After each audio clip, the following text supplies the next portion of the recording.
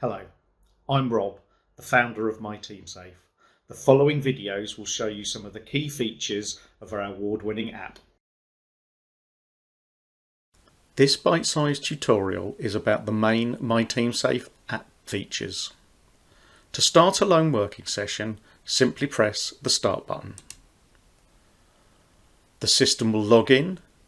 It will display the time you need to check in next and a countdown clock of how long you've got left. To check in, simply press the check-in button. Enter your PIN and press Save. The clock is now reset. A useful feature whilst you have a lone working session active is to add a note. This can be useful to keep your supervisor informed.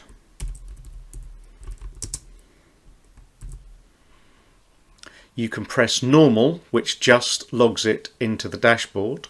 Warning will send your supervisor a push notification, and Urgent will also send them a text message.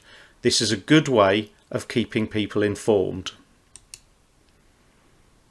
To stop a lone working session, simply press Stop. In this instance, my PIN has already been saved, so I don't need to enter it again. The system has now stopped all lone working activity. No location will be recorded. The system can now be closed or left in the background.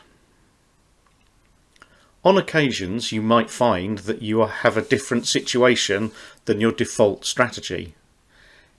If your organisation allows, you may be able to change your lone working strategy for a different one.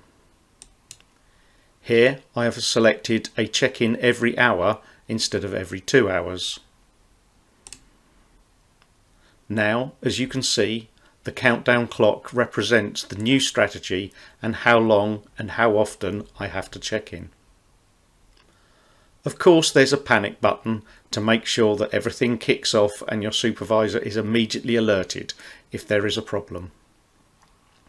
The on-site, off-site and absent buttons are mainly used by the supervisor to inform the system if they're unavailable, and the deputy should become the main supervisor until they check back in on-site or off-site.